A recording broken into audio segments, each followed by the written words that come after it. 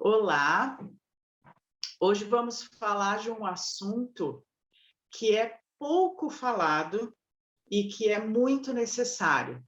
Vamos falar sobre saúde bucal na síndrome de Down. E para isso, estamos aqui com especialistas que vão poder tratar desse assunto de uma forma muito esclarecedora. E esperamos que esse assunto seja do interesse, principalmente de pais de crianças com T21. E se surgirem dúvidas, com certeza, os pais ou outros profissionais podem estar acessando essa live e fazendo suas perguntas diretamente para os participantes, ou deixar nessa live para que possamos estar respondendo e, quem sabe, possamos estar fazendo um desdobramento desse assunto e desse tema tão importante. Então, iniciando, meu nome é Tânia, sou uma mulher clara, tenho 60 anos, cabelos curtos e grisalhos, olhos azuis, nariz médio, boca média. Estou com uma blusa azul, com uma gola grande, um azul claro. E sou psicóloga, com especialização em neuropsicologia. E sou mãe de um adulto com síndrome de Down. Então, esse assunto, para mim, tem uma importância bastante grande. Sou fundadora da comunidade Down Caxias, uma associação com 6 anos de trabalho. E a comunidade Down Caxias, ela nasceu para que pudéssemos fomentar a informação em todos os níveis. Informação de qualidade, informação atualizada. Por isso, uma das nossas ações foi no final de 2019, quando, junto com uma odontopediatra aqui de Caxias, resolvemos trazer 2 profissionais muito qualificadas, Fabiane Bittar, de São Paulo, e Lina Hashizumi, de Porto Alegre, para uma capacitação em saúde bucal na T21, especificamente para a rede de atenção à saúde bucal da Secretaria Municipal de Saúde de Caxias do Sul. Mas vimos que isso não podia ficar restrito, que as informações trazidas foram muito úteis, e a ideia dessa live nasceu lá. Pandemia, todas as coisas que a gente enfrentou nesse 1 ano e meio, fez com que a gente tivesse parado com essa ideia, mas agora, graças a Deus, estamos aqui, então, com essa possibilidade. E vou pedir, então, que as pessoas se apresentem para que a gente possa começar a tratar desse assunto. Então, gostaria de chamar a Débora Escariot, odontopediatra, para que faça a sua apresentação. Seja bem-vinda, Débora. Obrigada, Tânia. Olá a todos. Eu vou fazer minha descrição. Eu tenho 57 anos, sou branca, cabelo branco, grisalho, tenho os olhos bastante brilhados, tenho o nariz médio bastante, a boca é média, e eu estou usando uma blusa estampadinha, riscada, com verde, laranja e verde. Eu sou formada há 36 anos, há 32 em outro teatro, há 31 eu estou capacitada a atendimento a pacientes sociais, e junto do hospital pela Universidade Federal. Tenho uma longa caminhada de nutrição, tanto como tanto na saúde física, né? Não me diz esforço, na verdade, para fazer valer o direito da medicina. Então, já em 94, eu participei como representante das pessoas portadoras de deficiência no Conselho Estadual de Saúde. E, desde então, a minha caminhada junto às políticas públicas foi incessante. Em 2015, eu levei para o Conselho Regional de Odontologia as necessidades das pessoas com deficiência, as necessidades sociais das pessoas com deficiência. E me foi oportunizado, então, a criação da Comissão de Odontologia para Pacientes com Necessidades Sociais, a qual tive o privilégio de presidir durante um determinado período, passando o cargo depois para outra colega e acabei saindo. Não foi mais preciso buscar as atividades profissionais, enfim, mas junto à comunidade Down, eu estou dando continuidade a esse trabalho, a essas ações de política pública de saúde bucal para a pessoa com deficiência e agora, em especial, a pessoa com discapacidade. Então, aproveitamos para agradecer, né, Débora, porque é muito importante essa contribuição mesmo. Lina, te apresenta aí para a gente, para podermos começar. Olá a todos. Primeiramente, eu gostaria de agradecer, então, o convite de participar dessa live, tá? É um prazer muito grande de poder compartilhar, então, com vocês, né, e com todos que estão assistindo, um pouquinho do que a gente vem desenvolvendo, né, estudando na universidade. Então, eu me chamo Lina, tenho 47 anos, sou de descendência japonesa, então eu tenho os cabelos, os olhos pretos, né, a pele amarela. No momento eu estou vestindo uma blusa preta e no pescoço eu estou usando um lenço.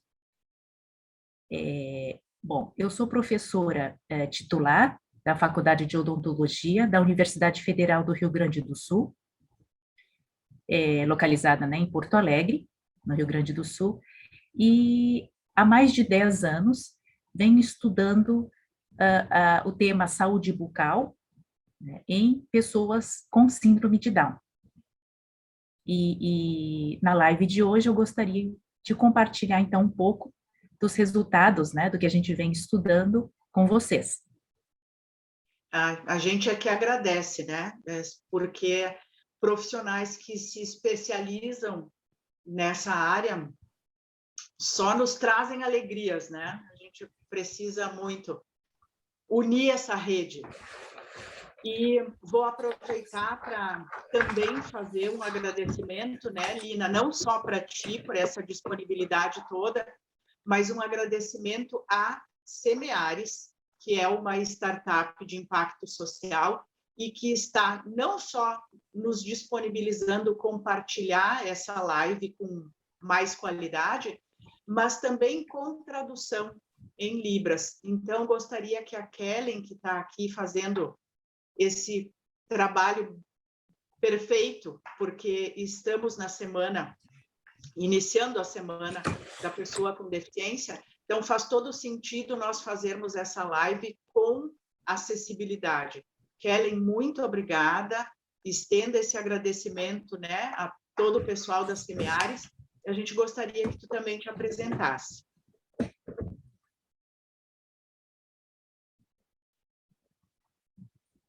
Oi, Kellen. Olá a todos. Então, o meu nome é Kellen, eu tenho 42 anos, sou uma mulher branca, cabelos curtos, castanhos e olhos castanhos. Meu nariz, ele é pequeno e a minha boca é média. Eu estou vestindo uma blusa preta e o meu fundo, aqui, neste momento, ele é verde. Muito obrigada mesmo.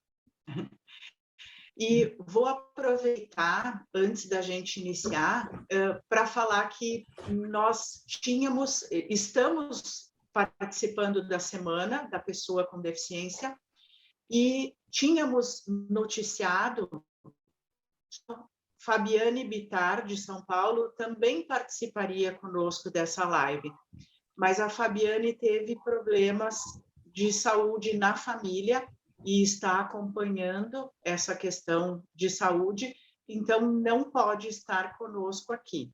Mas, com certeza, num outro momento, a Fabiane vai poder estar contribuindo com toda a parte do trabalho e da experiência dela com relação à saúde bucal na síndrome de Down. Vamos lá, então, né? Tanto a Débora como a Lina vão poder aqui estar nos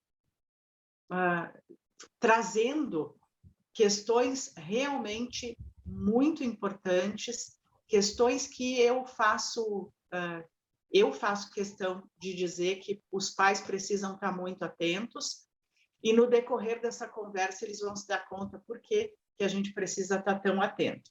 Então, gostaria de começar, Débora, te convidando para falar como é que aconteceu para ti essa questão de se atentar para essa área. E qual é o teu referencial, Débora? Então, eu fiz a minha pós-graduação e a capacitação em atendimento sociais no centro de pesquisa da Universidade Federal do Rio de Janeiro. E lá eu tive uma experiência muito intensa, uma formação muito intensa com a deficiência. Retornando ao sul, dos colegas, também eu entrei em contato com a clínica global, da qual a doutora Bárbara é presidente, e ela me apresentou uma equipe, então, de profissionais da reabilitação para que eu pudesse conhecer mais o que eu observava que muitas pessoas com deficiência física, elas apresentavam alterações muito importantes a nível orofacial. Então, junto a essas profissionais, a fonoaudiologia, da terapia, eu tive um pouco adquiri um pouco de conhecimento sobre as técnicas que elas utilizavam. Nós fizemos uma coleta de dados e apresentamos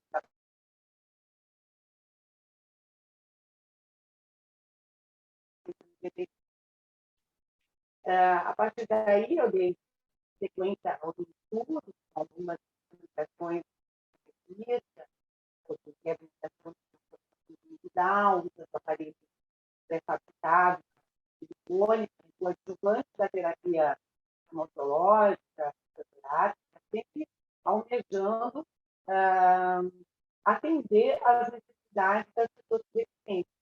Na questão da Down, assim, uma preocupação que eu pensava, era a questão da projeção da língua, da baba, da fala, da dicção no processo de sociabilização. Né? E mais adiante, então, eu tomei conhecimento do conceito da terapia precoce de reabilitação, com base no conceito de estilo morário. E estudando essa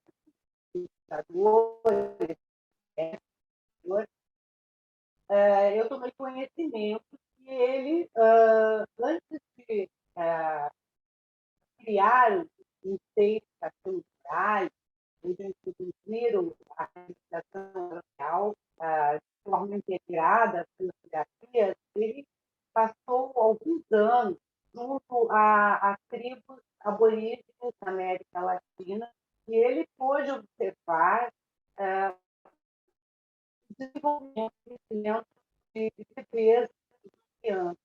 Então, esse foi o referencial dele. E uma coisa que chama muito atenção nesse estudo é a profunda ligação que essas crianças, bebês, têm a partir do nascimento de suas mães.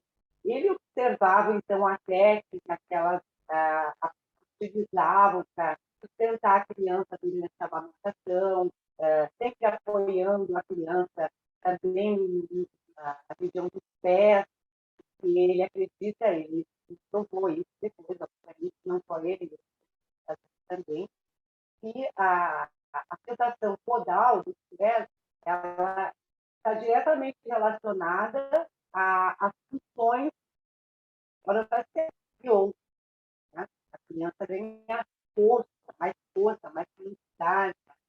Então, ele, a criança todo, e ele observou também que o fato da mãe dar um colo da criança, ou sustentar a criança, usando espaço, a criança nas costas, uma criança na frente, essa criança, ela, através da percepção sensorial, ela se desenvolvia muito bem, porque ela acompanhava os movimentos dessa mãe. E nesse tipo nessa sociedade, a origem, nessas tribos, as crianças que nasciam em Down, elas não eram consideradas uma criança diferente, elas eram criadas da mesma forma, e o desenvolvimento delas era muito próximo do normal. Já que uma menina e um pouco, elas já estavam sozinhas, canarinhos, migrando, né? E isso chamou, despertou a atenção dele, e ele é da Argentina, Castilho Morales. Depois ele complementou os estudos dele na Alemanha, junto com o casal Boba, o casal de fisioterapeuta, neurologista, né? É uma técnica, é um método muito aplicado. E a partir daí, então, ele aprofundou e desenvolveu os estudos transdisciplinares, né? E passou a aplicar, introduzindo um cirurgião dentista na equipe de reabilitação. Então, vários profissionais participavam, TO, fonoaudiólogos, psicólogos e cirurgião dentista.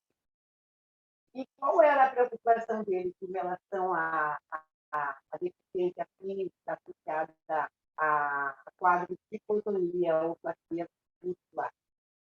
É que havia um desequilíbrio muito grande na boca e na face. E esse desequilíbrio ele era decorrente da hipotonia, da flacidez da musculatura, da postura incorreta da língua, que interferia diretamente no crescimento da boca. E, como a gente sabe, as pessoas com síndrome de Down, elas têm uma redução do terço médio da face. O terço médio então compreende fossas nasais, seios, maxilares e o céu da boca. E tendo essa língua, em aproximadamente 60% dos casos, pessoas com crianças que nascem com Down, essa língua ácida, intestinal, o que acontecia? Ela não favorecia o desenvolvimento desse médio da face, então mantendo essas funções comprometidas ao longo da vida.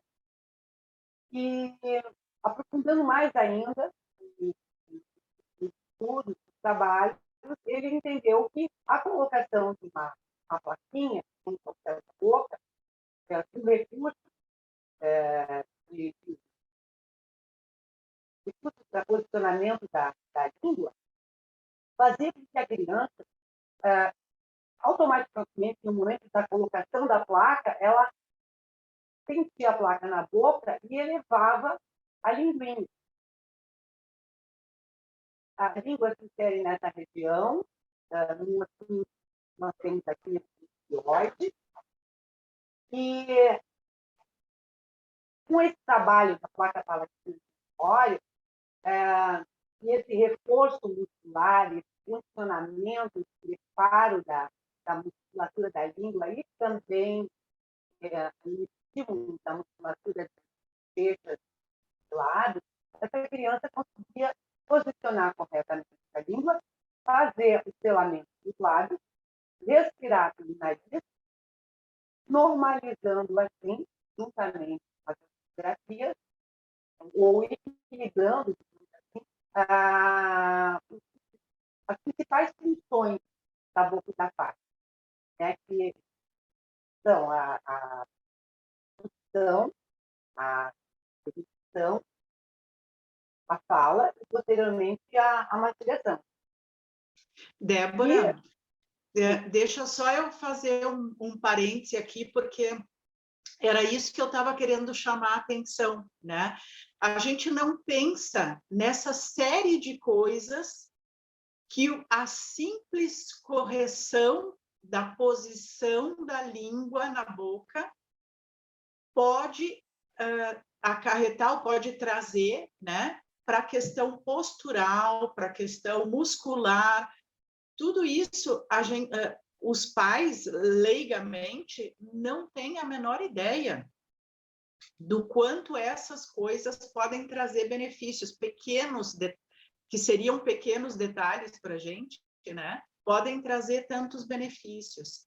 E aí eu acho que a gente tem que poder entender também essas especificidades, porque quando a gente fala que nós queremos, né, que os nossos filhos com síndrome de Down sejam tratados de forma com equidade com relação às outras pessoas, a gente tem que lembrar que existem, sim, especificidades anatômicas. E eu acho que, nesse sentido, a Lina poderia agora nos ajudar a entender, né? O que essas questões anatômicas específicas são coisas que nós devemos nos atentar, o que nós precisamos aprender com relação a essas questões anatômicas que fazem parte das características da T21, né? O que a gente precisa saber, Lina? O que a gente já sabe? O que está em estudo? O que nós podemos linkar aí com essas informações todas que a Débora está trazendo?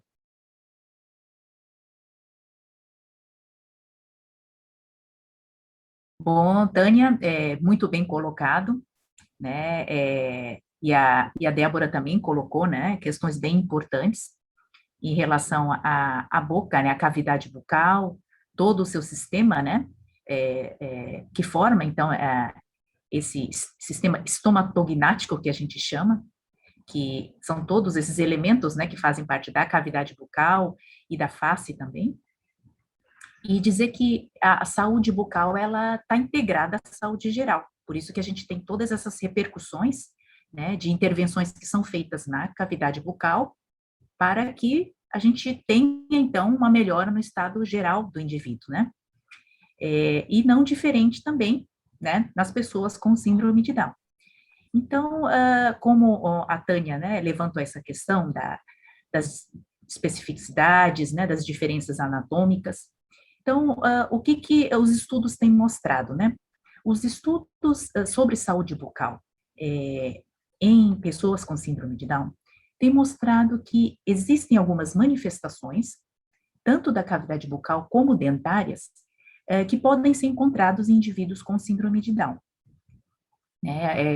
Algumas delas, todas não, mas assim, em muitos casos, mais de uma. Então, eu vou relatar, eu vou listar aqui algumas que são mais encontradas, tá? Então, por exemplo, como anomalias da cavidade bucal, ou seja, alterações que a gente pode encontrar na boca, né, de pessoas com síndrome de Down, primeiro seria o palato ogival, né? O palato ogival é quando o indivíduo tem o céu da boca mais estreito e mais profundo. Temos também, podemos encontrar cavidade bucal pequena, né, quando a boca, então, ela é menor, né, do que a média, né, encontrada, uma língua protrusa, ou seja, uma língua, né, que se projeta para frente. Então, em muitos casos, a língua acaba, né, sendo projetada para frente, em alguns casos falta, então, assim, o fechamento, né, o selamento labial em função da língua estar projetada para frente, também é encontrado como uma das manifestações. Respiração bucal. Então, o indivíduo, muitas vezes, acaba, não respira pelo nariz e respira pela boca. Isso também causa, né, uma série de problemas também, né, posteriores. Também podemos encontrar, né, lesões ou feridinhas no canto da boca, que são chamadas de queilite angular, né, que é uma infecção fúngica que a gente pode encontrar, então, no canto da boca, né, também é um sinal bastante comum também que a gente encontra na cavidade bucal, né, de pessoas com síndrome de Down. E, mais especificamente, as anomalias dentárias, ou seja, algumas alterações que a gente encontra nos dentes, né, podemos citar aqui microdontia, que são, assim, dentes com tamanho menor do que o normal, do que a média que a gente encontra, né? Então, podemos encontrar, então, dentes bem pequenininhos. Diastemas também encontramos, ou seria, assim, um espaçamento entre os dentes. Então, os dentes, eles não ficam juntinhos, eles ficam com espaços maiores entre eles, né? Podemos encontrar também manchas brancas nos dentes, chamadas de hipoplasias, né? Também podemos encontrar a ausência de um ou mais dentes. Então, pode ser que um indivíduo com síndrome de Down, ele não tenha, então, todos os dentes em boca. Pode haver, então, a não formação, né, e ele acaba não nascendo porque não é formado, de um ou mais dentes. E uma característica que é observada bastante é a erupção tardia dos dentes. Ou seja, os dentes, eles acabam nascendo, né, bem depois do que a média. Então, podemos dar um exemplo dos dentes de leite, os primeiros dentinhos de leite. Então, normalmente, né, nascem assim nos bebês entre 5 a 1 ano de idade, os primeiros dentinhos. Já para os bebês com síndrome de Down, né, o primeiro dentinho, ele pode nascer até os 24 meses, ou seja, até os 2 anos de idade, né, se não tiver nenhum dentinho em boca, é normal, já é esperado para bebês com síndrome de Down. E pensando assim, na dentição completa de leite, né, numa média normal, assim, os bebês, eles têm que, né, as crianças com 3 anos de idade, elas já têm, então, toda a dentição de leite completa. Mas, para crianças com síndrome de Down, até 5 anos é esperado, né, a total, assim, o nascimento de todos esses dentes de leite. Né? Já falando nos dentes permanentes, para as crianças com síndrome de Down, os primeiros dentes permanentes, eles podem também ter um atraso no nascimento, né, no aparecimento na boca, e começar a surgir lá para os 8, 9 anos de idade, né, enquanto que a média é que os primeiros dentes permanentes nasçam, então, lá para os 6 anos de idade, né. Então, até 8, 9 anos para uma criança com síndrome de Down, né, é considerado já esperado. E podemos ter também uma outra manifestação bastante comum, que é o nascimento dos dentes permanentes, mesmo antes dos dentes de leite caírem. Então, a gente tem, né, a erupção, ou seja, o posicionamento, né, desses dentes. Eles nascem em locais, não no local adequado, que seria no lugar do dente de leite, mas muitas vezes a gente tem um dente permanente, né, que nasce antes do dente de leite cair. Né? Então, isso tudo, essas manifestações, elas podem têm consequências, né, para a questão, então, do alinhamento dos dentes, para a questão da mordida, né, ser adequada ou não. E aí começa a gerar alguns problemas, né, então, a gente ouve muito perguntas do tipo, será que os indivíduos com síndrome de Down, as crianças com síndrome de Down, têm mais problemas, né, de mordida ou de alinhamento dentário? Então, por conta de todas essas manifestações, a gente encontra, né, que problemas de mordida, que a gente fala de oclusão, né, esse posicionamento correto dos dentes para morder, né, sim, né, nos indivíduos com síndrome de Down a gente encontra mais alterações. Então, os pais têm que ficar, né, bem atentos quanto a isso, porque a questão toda dessa mordida, né, que a gente chama de oclusão, ela também desencadeia uma série de problemas, tanto funcionais, né, musculares, e um dos problemas bastante observado é o bruxismo, né, nos indivíduos com síndrome de Down. O que é o bruxismo, né, que é um termo técnico? O bruxismo é aquele hábito que os indivíduos têm de apertar ou ranger os dentes, né, e isso causa o quê? Causa muita dor, né, na parte muscular, né, da face, causa também a questão do desgaste dentário, né, causa problemas nessa articulação, né, que liga, então, a mandíbula, que é a base do crânio, né, e isso é decorrente, então, de uma série de fatores, né, que, né, eu já citei aqui, né, das manifestações, o posicionamento da mordida, e também a questão da ansiedade crônica que muitos indivíduos podem, né, tá passando e descarregando, então, nesse hábito, que é o hábito de apertar ou ranger os dentes, que é o bruxismo. Então, todas essas modificações, essas alterações, têm sido relatadas e observadas em pacientes, né, no caso, em pessoas com a síndrome de Down. Ok. Débora, e pensando nessas questões todas, né, que vocês trouxeram, esse trabalho, quando a gente pensa em saúde bucal, a gente pensa no dentista. Mas esse trabalho com as pessoas com síndrome de Down, pensando nas repercussões da saúde bucal em outras questões, esse trabalho é um trabalho isolado do odontopediatra ou como é que isso deveria acontecer, Débora? A reabilitação, ela não é feita de forma isolada. É sempre necessário um conjunto de profissionais de especialidades diferentes, né? Junto ao cirurgião dentista. Então, é muito importante que os profissionais consigam conversar entre si para ver o que é melhor para o paciente. Cada indivíduo é único, né? Então, ele tem características específicas.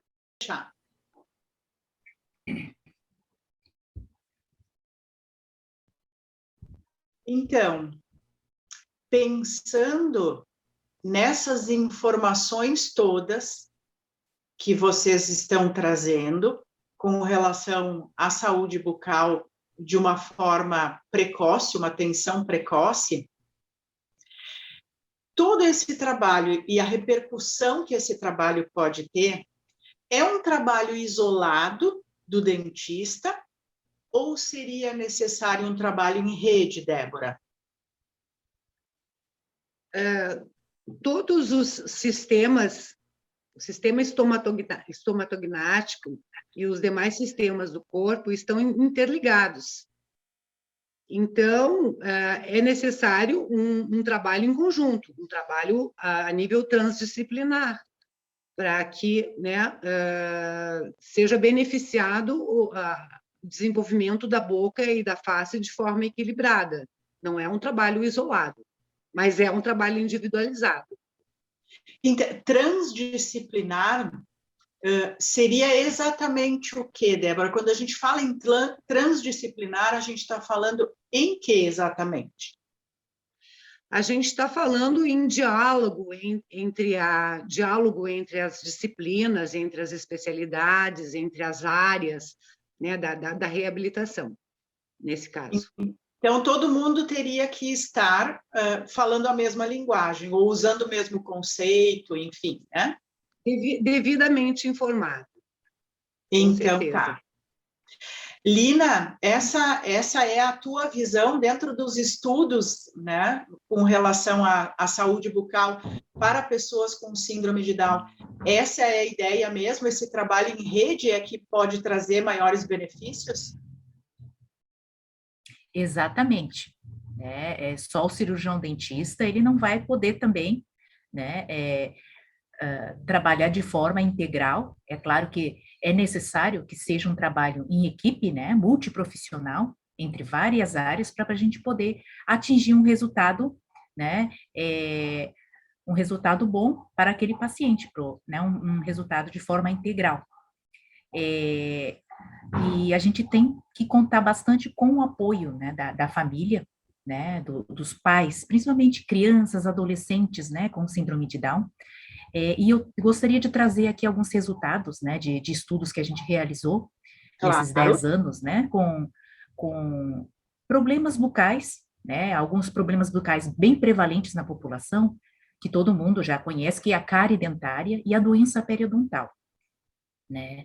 Então, o nosso grupo, né, de pesquisa estudou em relação à cárie dentária nas pessoas com síndrome de Down, porque procurando os estudos que a gente acha na literatura, os estudos científicos, os resultados, alguns mostram que os indivíduos com síndrome de Down têm mais cárie, têm um risco maior de ter cárie, outros mostram que eles têm menos cárie, né, do que indivíduos sem a síndrome. Então, a gente resolveu fazer um estudo, né, com crianças, um grupo de crianças com síndrome de Down aqui de Porto Alegre, avaliando, então, comparando com o outro grupo de crianças da mesma faixa etária sem a síndrome, para a gente ver se realmente a gente conseguiria descobrir se existem diferenças, então, na prevalência de cárie, e a questão também da doença periodontal, que a doença periodontal seria doenças relacionadas à gengiva e aqueles tecidos, né, que sustentam o dente. Então, o que a gente descobriu de resultado? Né? Que as crianças não tinham nenhuma diferença, era muito similar, né, a questão dentária, com síndrome de Down e sem síndrome de Down, tá? E em relação à parte gengival, né, as doenças periodontais, as crianças com síndrome de Down tinham, né, um quadro mais favorável, ou seja, tinha uma saúde gengival melhor do que as crianças sem a síndrome. E isso nos surpreendeu, porque tanto a cárie dentária quanto a doença periodontal, elas têm como um fator, né, de causa, um fator etiológico, um fator que causa essas doenças, a presença do biofilme dentário, ou seja, a placa dentária, né, que se forma sobre os dentes. E ela tem que ser controlada, né? Então, a escovação dentária de qualidade, ela é muito importante para evitar tanto a cárie quanto a doença periodontal. E nesse estudo a gente observou que as crianças com síndrome de Down, elas tinham uma qualidade da escovação melhor em função de terem a supervisão dos pais durante a escovação. Diferente das crianças sem a síndrome, que tinham, né, um percentual ali muito baixo de pais que supervisionavam, então, a escovação. Então, aqui eu gostaria de salientar, né, o papel, a importância dos pais, né, na questão da supervisão da escovação, na prevenção dessas duas doenças, né, que se você consegue controlar a placa através da escovação de qualidade, né, feita sobre os dentes, você consegue, então, prevenir essas doenças. Então, é necessário que os pais também, eles procurem, busquem conhecimento, busquem, então, um apoio de cirurgiões dentistas, né, para que os oriente melhor, para que possam realizar essa supervisão, então, de forma adequada. Ok. Débora, eu gostaria que tu falasse também um pouquinho, exatamente com relação ao papel da família, que a gente sabe, agora estamos sabendo ainda mais, né, a importância que a supervisão dos pais tem nesse sentido, mas eu gostaria de só retornar um pouquinho, Débora, para te fazer um fechamento com relação a essa transdisciplinaridade, a esses profissionais que trabalham juntos. Na tua experiência, Débora, isso realmente tem acontecido, essa preocupação em trabalhar em rede, ela realmente tem acontecido? Pela minha experiência, eu acredito na reabilitação integrada, porém, eu acho que se cada um está no seu canto, no seu consultório, fica mais difícil de nós avaliarmos um paciente conjuntamente, né? Discutirmos. Porque, às vezes, tu recebe o paciente com uma caixinha, o paciente apresenta projeção de língua, língua sobre os molares, a respiração bucal. Tá, mas o que está, a gente pensa? Eu penso, o que está sendo feito para esse paciente? Né? No caso da placa palatina de memória. Tá, então, ele tem disfunção de língua, mas qual é a parte da língua que tu quer estimular? A parte anterior, a parte posterior? Entendeu? Que tipo de trabalho está sendo desenvolvido com essa criança? Então, essa conversa, esse diálogo presencial, eu creio ser fundamental. Né? E, infelizmente, a gente não tem essas estruturas, né, neste momento, né, no país. Fica a dica, então, né? Fica a dica. E aí, o que tu pode contribuir aí com relação a essa questão do papel da família? Porque não é um tratamento fácil de fazer também, né? Muitas vezes. Como é que a família entra aí? Toda a reabilitação é um processo muito longo, muito longo. Então, é muito importante a família participando de todo esse processo, né? E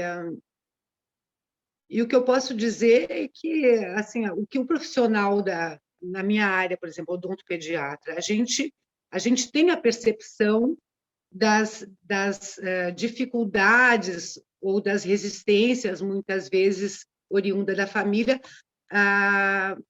em função até da rotina diária de cada um, do excesso de terapias, né? A gente percebe o quanto a introdução de mais uma técnica de reabilitação vai interferir nessa rotina, o quanto ela vai exigir, né? Uhum. Então, eu acho que a família ela tem que se preparar para isso também, né? E ela tem que dialogar muito com o profissional, né? E não é fácil, não é, trabalhar com a reabilitação orofacial de pessoas com deficiência não é nada fácil, mas o que eu acho que veio nos ajudar neste momento, nesses últimos anos, os recursos digitais que nós temos, né? Porque, assim, antigamente, eu tenho muitos colegas ainda que fazem a moldagem intraoral,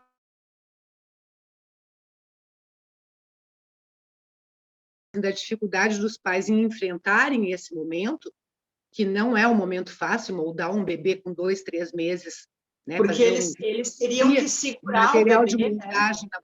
Eles têm que conter o bebê, eles têm que passar tranquilidade, é a tal da calma motora que Castilho Morales fala, né? É a segurança, eles têm que passar tudo isso para a criança, né? No momento da colocação da placa também, se a pessoa que vai colocar a plaquinha ela está temerosa, ou ela está cansada, o bebê ele vai sentir tudo isso, né? E vai responder a esses estímulos, porque a criança ela está em uma relação simbiótica com o pai, com a mãe, com a família, com o cuidador, né? Então tem que ter um vínculo muito forte, muito estreito. E o profissional ele tem que ter a oportunidade também de participar disso também, né? De poder conversar com os pais darem um retorno, mandarem um videozinho, como é que está sendo feito e tal, quais as dificuldades. Um diálogo é muito importante, porque a reabilitação é um processo muito, muito longo. E a família é muito importante nesse processo. E outra coisa que eu gostaria de dizer seria, assim, para concluir, né? Os benefícios da reabilitação precoce, né? Sem dúvida nenhuma, é para a vida toda. É para a vida toda. Nós sabemos que as pessoas que não respiram bem, não vivem bem. As pessoas que não falam têm dificuldade de comunicação, têm dificuldade de sociabilização, né? Então, essa terapia, ela vem justamente de encontro a estas necessidades, né? Já visualizando o futuro desse indivíduo, dessa pessoa, né? Para que ela tenha qualidade de vida. Uma pessoa que respira melhor, que tem um tônus melhor, que tem uma postura melhor, com certeza todas as coisas vão ficar mais facilitadas, né? Mas, Lina, para dar um fechamento, onde é que os estudos estão nos levando, né? Ou qual é a preocupação de quem está fazendo esses estudos daqui para frente? Bom, é justamente a questão da odontologia integral, né? Da gente integrar, então, os resultados que a gente obtém, né, da saúde bucal dentro da saúde geral. Então, vem de encontro também com toda a questão que a doutora Débora, né, explicou, explanou para a gente muito bem. E lembrando que, muitas vezes, a saúde bucal, né, a boca, ela é deixada em segundo plano, né? Claro que a gente entende, né, todas as questões que estão envolvidas, né, com o nascimento de uma criança com síndrome de Down, né, toda a questão das terapias. Então, existem inúmeras outras preocupações, mas que a saúde bucal, ela, né, se ela não for cuidada, ela vai gerar, então, repercussões, né, muito grandes, que todas aquelas terapias, todos os tratamentos realizados, né,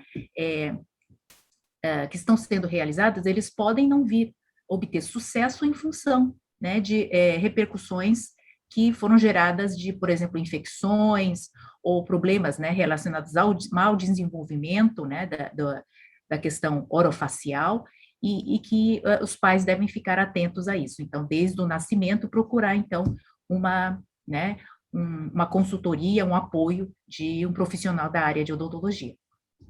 Isso aí.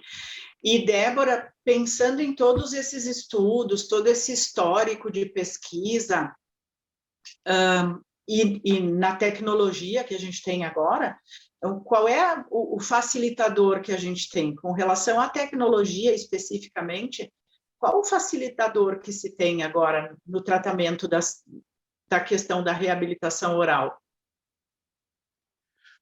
Sem dúvida nenhuma, a digitalização das imagens, né?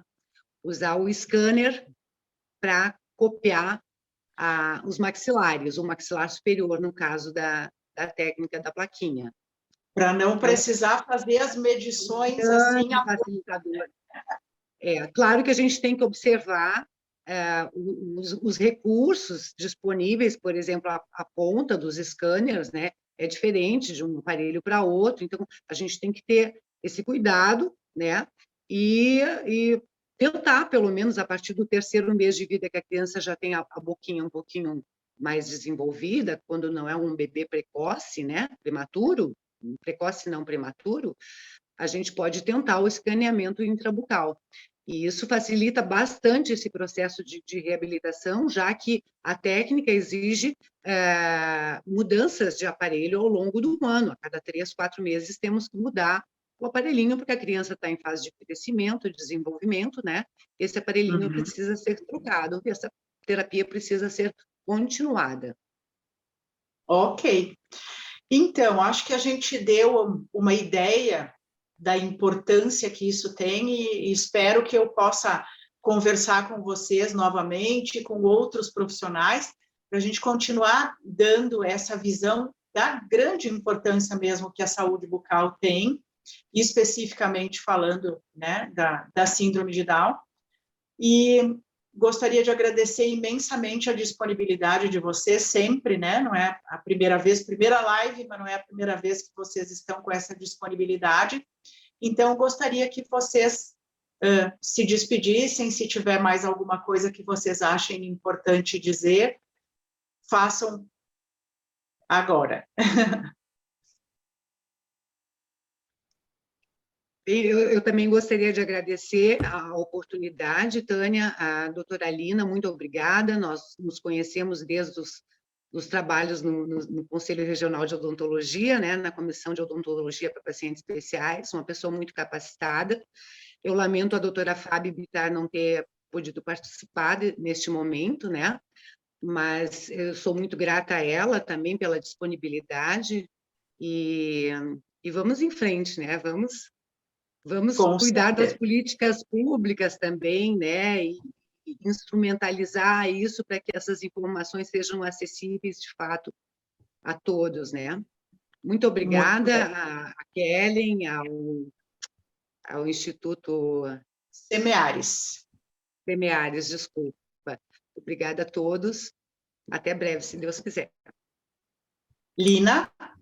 Gostaria também de agradecer a oportunidade de estar participando dessa live, né? Foi um momento, assim, apesar de ser um período curto, um momento muito, né, enriquecedor, também aprendi bastante, né, através, então, da conversa que a gente teve aqui, né? Foi uma satisfação participar, então, com a doutora Débora, com a Tânia, e agradecer o apoio, né, da intérprete Kellen, do Instituto Semeares, e dizer que é muito gratificante para a gente que faz pesquisa na área, né, de saúde bucal em pacientes, né, especificamente no meu caso com síndrome de Down, poder estar mostrando aqui resultados de pesquisas, que o objetivo, né, das pesquisas científicas é justamente isso, a aplicação, né, na ponta ali para a sociedade, em benefício da sociedade, e dizer que eu tenho um projeto de extensão, que é promoção de saúde, né, para indivíduos com deficiência intelectual e seus cuidadores, onde nós temos perfis nas redes sociais, gostaria que quem pudesse nos seguir ou entrar ali para ver, né, as informações que a gente, agora no período da pandemia, tem trabalhado bastante com as redes sociais, onde a gente posta conteúdos relacionados, então, à saúde bucal, saúde geral, e informações, assim, que a gente considera importante, tanto para as pessoas com deficiência intelectual e os cuidadores, quanto para a conscientização da população em geral, tá? Então, acho que vai estar disponível os links ali, tá? Muito obrigada, agradeço então a atenção de todos. Ótimo, então. Continuamos agradecendo, porque realmente, né, a gente toca num assunto que a gente precisa continuar, e nós vamos fazer o possível para continuar dando essa ênfase. Eu aproveito para agradecer também a Semeares por estar junto com a gente, colocando esse assunto em pauta e compartilhando esse assunto de uma forma acessível, e, em especial, o agradecimento a Kellen, que ficou aqui com a gente nessa horinha, para que essas informações pudessem estar sendo entendidas por outras pessoas também, né? Que a gente possa levar a comunicação sempre de uma forma muito efetiva.